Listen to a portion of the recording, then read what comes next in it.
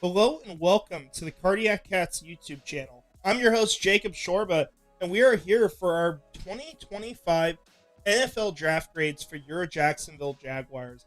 I just went through all these players last night and this morning, just watching through, getting my initial thoughts, at least getting a bit of a read on the guys that I did not scout, which this year, I would say compared to most, there were quite a few. Started with 88 with Caleb Bransaw. It was one of the first picks in the draft I did not have on my big board from any team, but it's just kind of the way it went.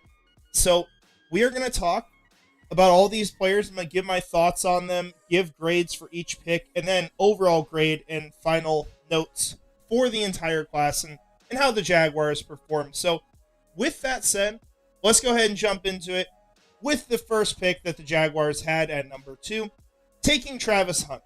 Now, I've got some information listed on the screen. I'll just explain this all really quick. So, on the left, we have just general statistics about him. So, position, his age. The age is at the time of the draft. You have his height and weight. You have hand size, arm length, wingspan, 40-yard dash, 10-yard split, and the RAS score, which is relative athletic score. So, not all these players have all these stats filled out, but I gathered everything I could on each prospect. We also have it listed where they rank on my own big board.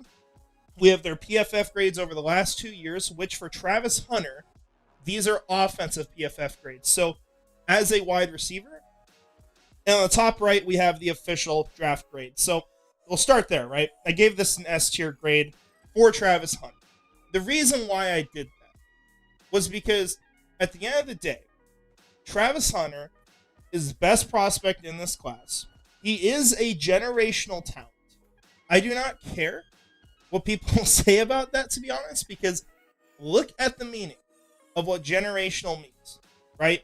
You can, as much as you want, say he sucks. And there are people out there who genuinely believe that Travis Hunter sucks at football. It's incredible, but they exist. You can say that, but you cannot find me another player in our lifetime, or let's say the last 18, 20 years, who has played on both sides of the football as much as Travis Hunter has and been as impactful on both sides of the football as much as Travis Hunter has. You cannot find that player. If you go find him, let me know in the comments. And it has to be a football player, by the way. Don't count like another sport with Shohei Ohtani or something like that. And that's why he gets that comp. That's why they've mentioned Shohei Ohtani of the NFL, because that is the type of player that Travis Hunter is. Now, we will see how he performs in the NFL. You can have opinions on that, but at the end of the day, you cannot argue with the generational talent tag that is put on him, because he is a player unlike any other, right? So that's how I look at this at the end of the day. And beyond that, I think this is a great football player. I think this is a guy that on offense reminds me a lot of Justin Jefferson. Now, I think there are areas where he can improve. He will continue to improve. Justin Jefferson himself, when he came out of college, was drafted like 22nd. He was not the perfect wide receiver that he's basically become now. So with Travis Hunter, I see a lot of that same player. I don't think he has the same length, and you can kind of see that with the measurements here. He's a little shorter.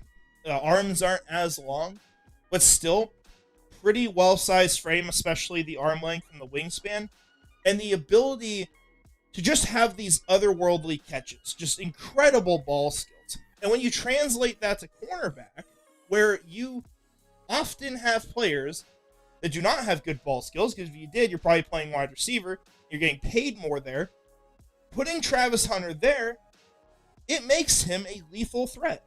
It makes him one of the best cornerbacks in college football, and is probably going to lead to him being one of the best in the NFL. Now, we will see how the load management goes. Can he do it? I am personally not going to be someone who is going to say he can't. I think everyone who said that so far has been wrong, because they have been wrong up to this point. We will see if he's able to do it at the NFL level. I'm personally going to believe in him. Now, other thoughts on this pick, because I've talked obviously a lot about Travis Hunter, what we think of him as a prospect, but the Jaguars situation on this roster, what they have, This was an incredibly average roster heading in the draft night. There were so many areas on this team that needed to get better, that were basically just like you'd have average Joe everywhere. The whole offensive line, I would say that would be the case. You don't have superstar players there. You also don't have complete liabilities, I would say. Some people would call them that because they're used to the terrible Doug Peterson scheme and the crappy play that we've had and the terrible blocking in the run game. There are surely some weaknesses, but this is a roster, including the offensive line, where it's just kind of mediocre, kind of not really that impressive. If you're going to look at strengths, you think of Trevor Lawrence if he's playing at his best level. Sometimes he's not a strength, unfortunately, and he has to get better. This is going to help him immensely. You think of Brian Thomas Jr. I would say he's the one player that would for sure on this team before draft night be considered a true blue chip talent. Josh Hines-Allen, Trayvon Walker, good players. I would say for Josh Hines-Allen, he's very good and he's borderline blue chip, but he has not consistently been at that elite level. And you have good linebackers, and Tyson Campbell's pretty good when he's healthy. There's not a ton of blue chip, right? And so to go out and get Travis Hunter, it was the best kind of addition that you could make. You needed to light a fire on this team. You need to add playmakers. You need to add guys who can change the direction of these 10 one-score games that we had last year. Hunter is the guy who can do that because he's not only going to be on the field as a receiver, but as a cornerback. This is the prospect that we could watch a game where he gets a pick one play and the next play he catches a touchdown. That is incredible. That is unparalleled. So I love it for that reason. As far as what they gave up, the reason why I'm not going to knock the grade for it is because you think about the player they would have got at 5. How good are they going to be compared to Travis Hunter? I think there was a huge drop-off to that pick. If you are a decent football team next year in 2026, and I've started looking at the draft class already. I have not scouted too far in. It is a mess. It is really scary next year. It could be worse than what this year was. That is actually possible. The next year's draft class, there is not a lot of clear first-round prospects from what I have heard so far. I could be wrong. A lot of things could change. A lot of players could stand out. No one knows what's going to happen because it is not a class where you have the usual studded players, the top prospects. And so even if Cleveland got a top 10 pick, it might not even be as good as it was this year. So I factor that in. I look at the type of player they got. It's a player that I think could be incredible on both sides of the ball. It's essentially 2 players in one. So if he was just 2 elite players on both sides of the ball, that's worth 2 first-round picks to me, and then you give up a second. It's not that bad, in my opinion.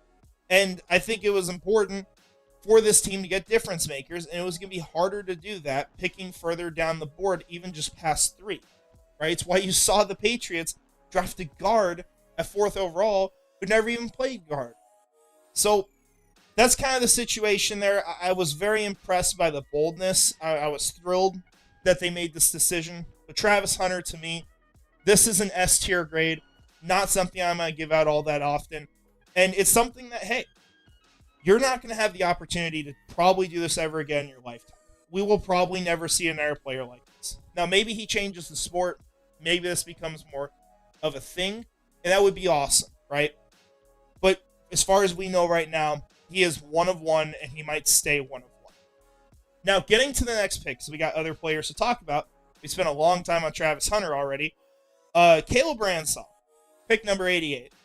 Probably playing as a safety for this team primarily. Very versatile player. He is an elite athlete. That is the best thing about him. You look at the not the measurables, but the testing results at the NFL Combine. A 4.33 40-yard dash, 1.52 second split, 9.75 RAS score, scale of 0 to 10. Great tools to work with for Caleb Bransaw. That's the best part about him. He is also a great tackler. So that is going to raise the floor for his projection because when he needs to make a play, and he's the last line of defense, he's probably making the play. So you love the versatility, you absolutely love the athlete, and you love the tackle. The issues with Caleb Bransaw, from what I've seen, are that he does not have a ton of ball production over his career. It's pretty disappointing. It's been limited to maybe one play every year, about that on average. That's talking about a forced fumble or an interception. There's not a lot of PBUs for him. The instincts and processing, it's clearly where Caleb Bransaw needs to grow. And so given the other options on the board at this point, this was a very boom or bust type of pick in my mind. And maybe he just turns out in the middle. That's always possible, right? I mean, you call Trayvon Walker a boom or bust pick. He is not like a game wrecker, like elite defensive ends in the NFL, but he's also not a bust, right? He's a really good player. So you could always fall in the middle of that. But Caleb Bransaw could have a low floor because of that lack of instincts, the lack of processing right now. He could also have a really high ceiling if he figures it out. And so that's kind of my thought on Caleb Bransaw in general.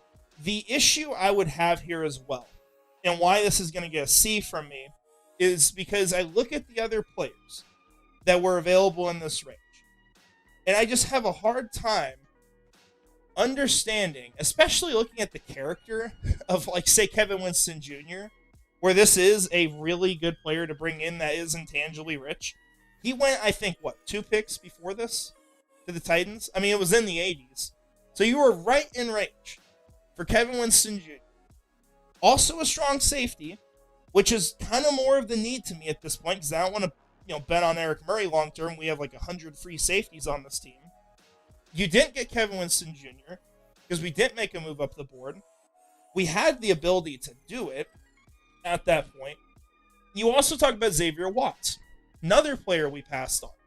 Watts wasn't necessarily an elite athlete, but Watts was incredible with ball production. He's a playmaker. He is someone who it just seems like he is around the ball all the time. And some of his production was like kind of just very lucky. Like there was a game against Caleb Williams where Caleb Williams just kept throwing him the ball. Like just straight to him into the defense. And you're like, what the hell are you doing, Caleb? Right?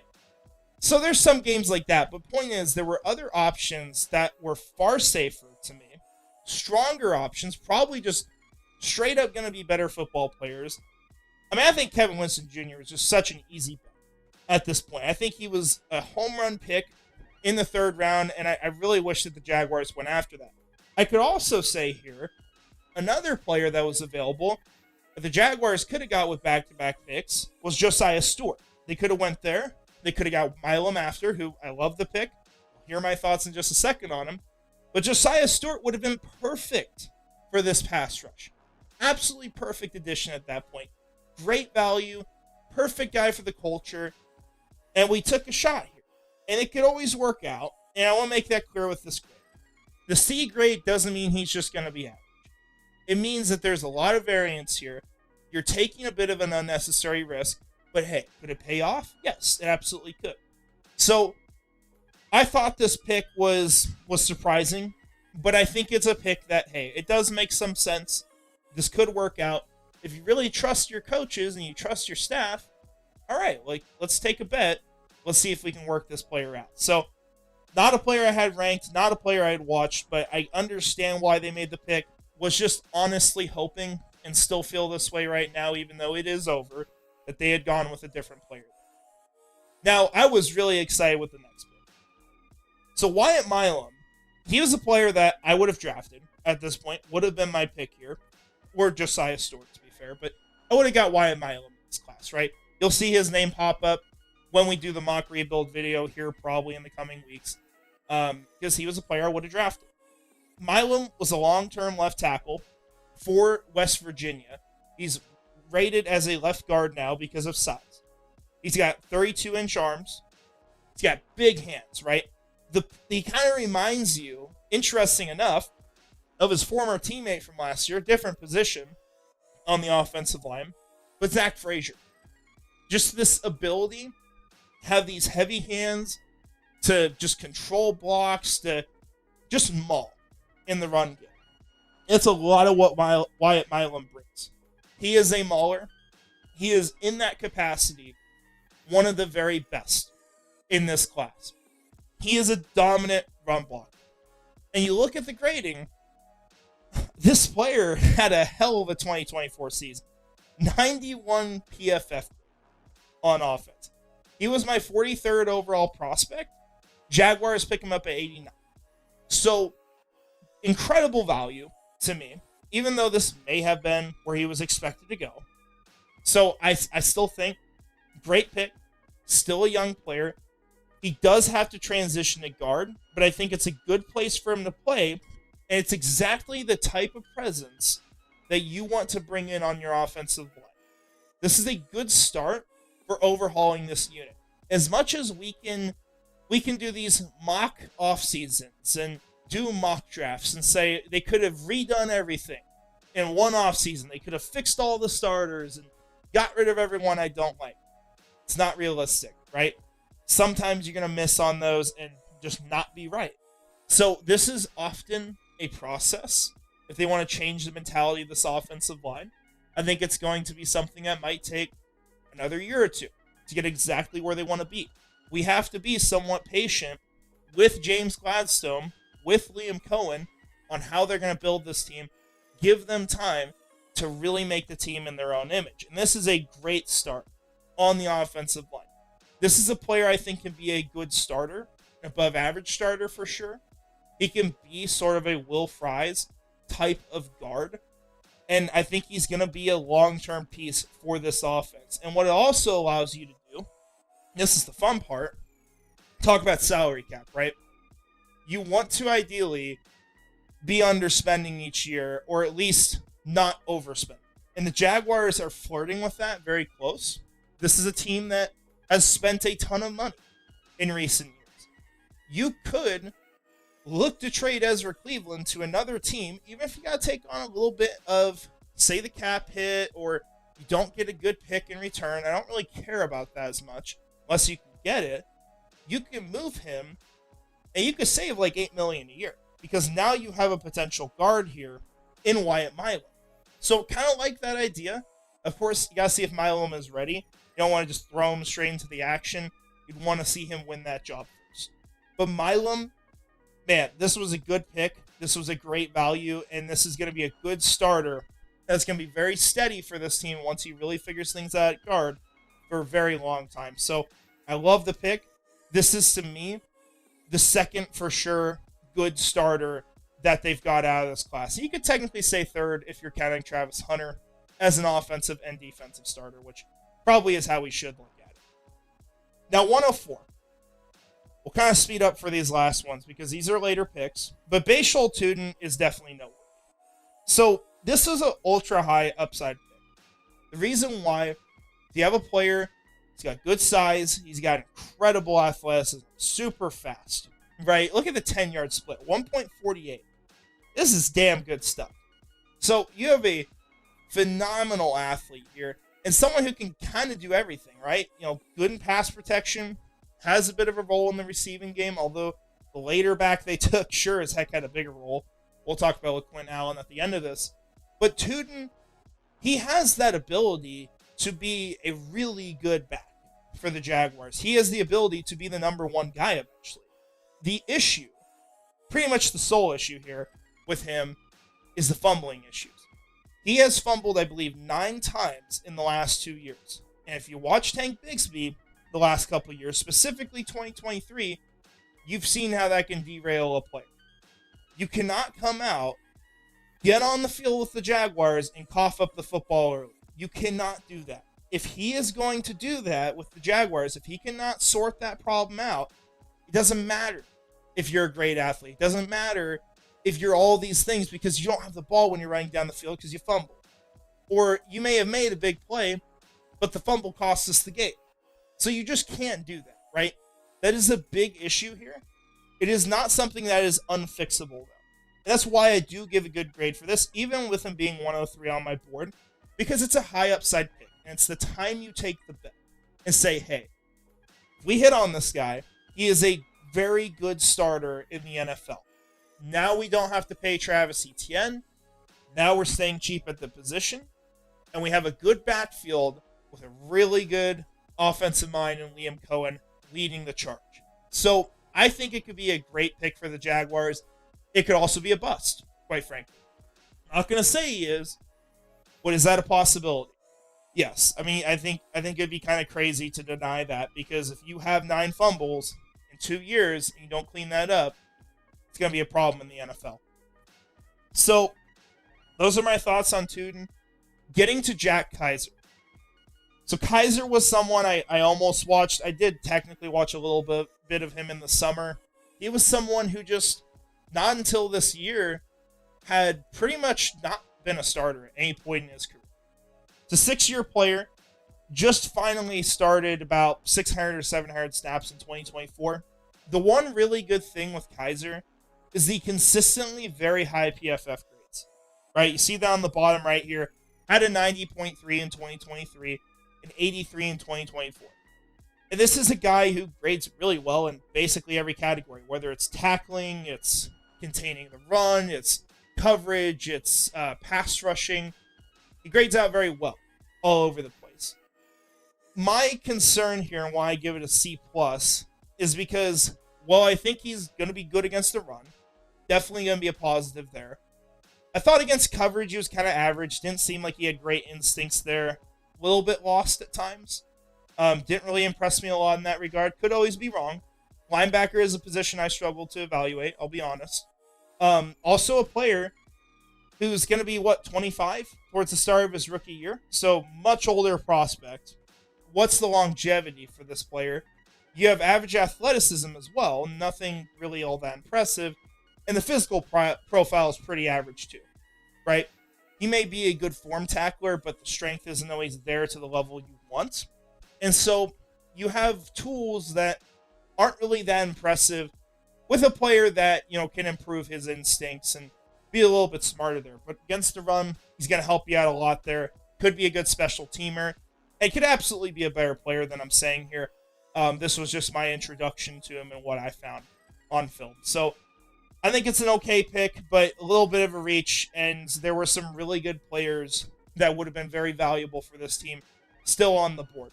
So just kind of my thoughts there on Jack Kaiser. Now, we have a big jump in picks here, just like we had from 2 to 88. You go from 107 to 194 with Jaylen Mloud.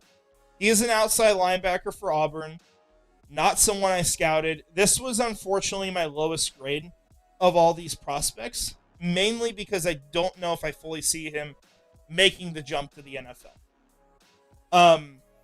First note on him, he did transfer from a smaller school, and he continued playing at a high level. And I want to note that because that's a very good sign in college.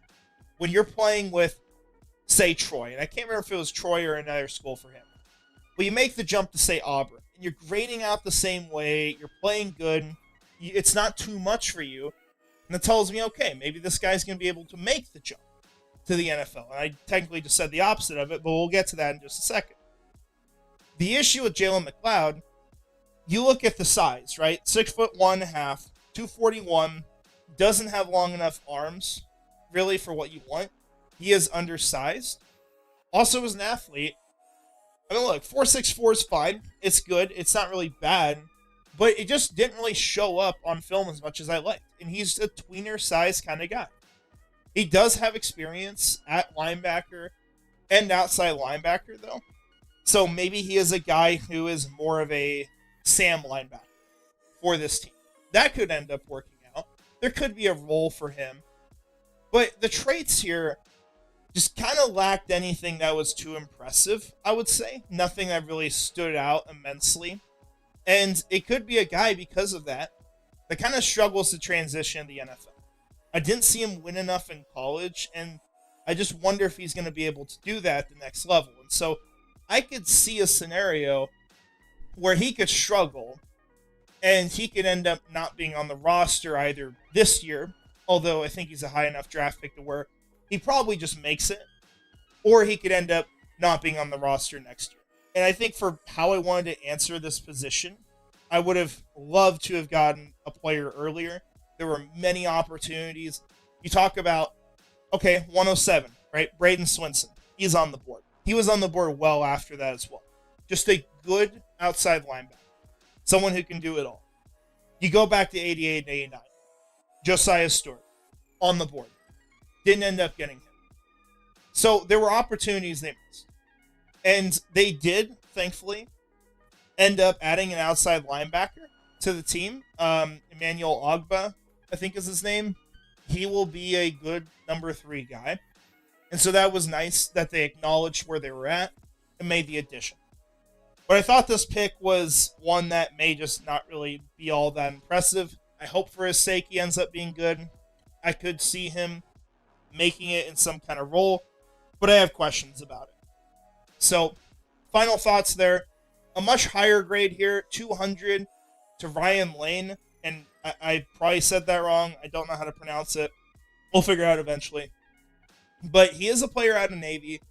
He is a safety, but he is also someone, I think more importantly, perhaps at the NFL level, especially with how many players we have at that position, who is going to be a very good special team. That could be how he makes the team. I would project right now there's a very good chance that he makes the squad and ends up sticking for a while.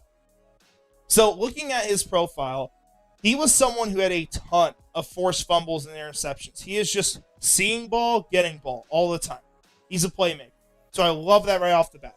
Because if this guy's got to go into a game, it might be a little bit like Andrew Wingard, where, hey, he's not always a starter for you, but man, when he has to go in, seems like he's always making a play or doing something, right? And we saw a lot of that the last couple of years. So Lane could be a guy who could do that. The special teams play, like I said, very good with him. He's often beating his man. He is getting by him, and he is blowing up returns. Guys catch the football, he's hitting them immediately if they don't fair catch. So he is going to help you a lot in limiting returns, limiting opportunities for other teams. That's going to help you be in better field position. That's going to ultimately be a nice impact for your team. So those are really good things about Lane.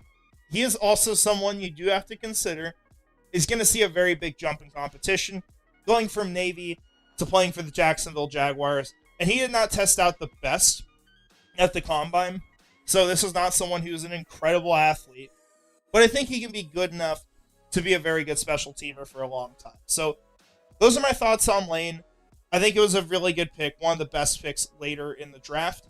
The last 2 players here, Jonah Monheim. I remember, back like last year in summer scouting and early in the season, this was a 3rd round type of guy for me. He was someone that I thought about Cooper Beebe a little bit in the way he plays. He had the same nickname, the Dancing Bear. And you see that in the movement skills for Monheim. He is a very good mover, very good athlete. Now, the issue for him, I mean, you could look on the screen and find it, right? Arm length, 30 inches. That is really bad. I mean, even at center, that's a problem. And that really has hurt him. He's done fine at tackle, surprisingly, with USC. He actually did worse at center this year, which would be flipped in the NFL for sure because he had more of a chance there.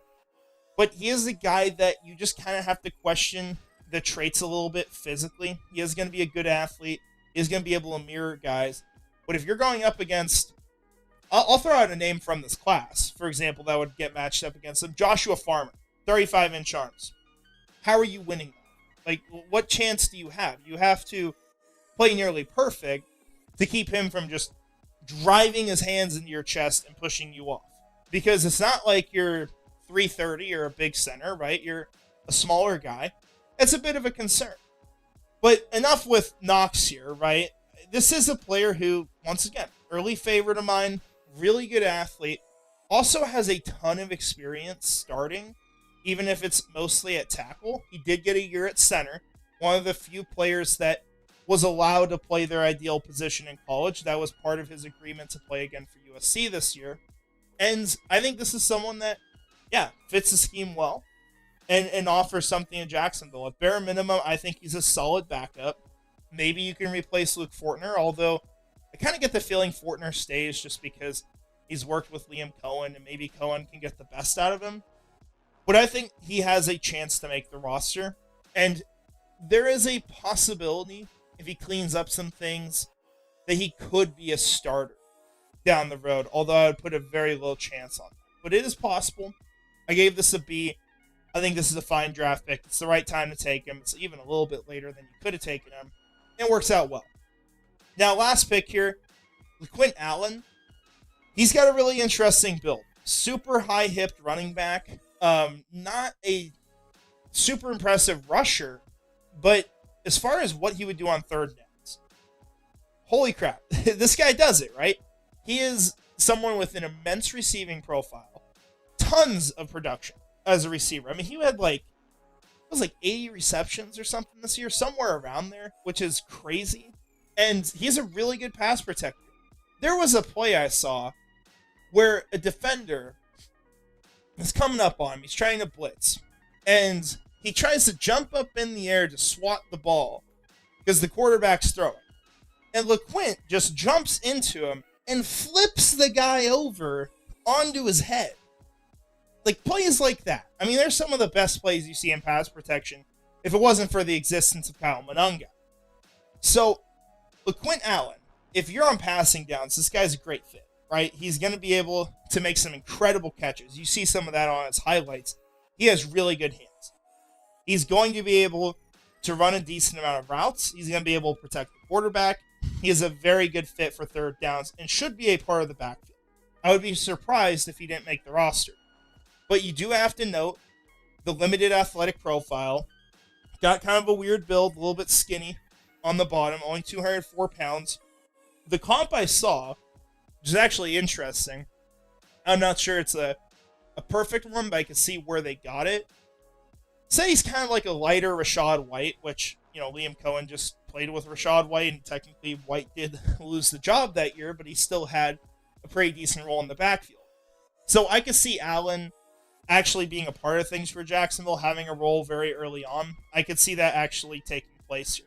I don't think he's a workhorse back, but I do think he's someone who can make a strong impact, specifically on third down. So those are my thoughts on him. I gave him a B+. Also a really young player, 20 years old, will turn 21 around the start of the year. That's really good stuff. Now, to wrap this up, final grades, final thoughts. I gave this draft an A-. If it were not for Travis Hunter, this would be closer to a C to B-, somewhere in that range. Just some thoughts here, though. I mean, you just got to say right off the top. Jaguars acquired a truly generational prospect. Not many opportunities to do that. Yes, generational gets overused, but once again, find me the player who's playing that many snaps on both sides of the ball at that high of a level this century, and I'll tell you, okay, maybe he's not generational. Find me that player. Otherwise, you can't argue that. You can say you think he's going to be a generational bust. You can hope for that. Seems like some people do. But at the end of the day, he's still generational. So, no problem with that term. But this is a great football player in my mind. We can debate that part. This is someone who should be a high-level starter on both sides of the football. Playmaker, someone who directly adds wins to this team.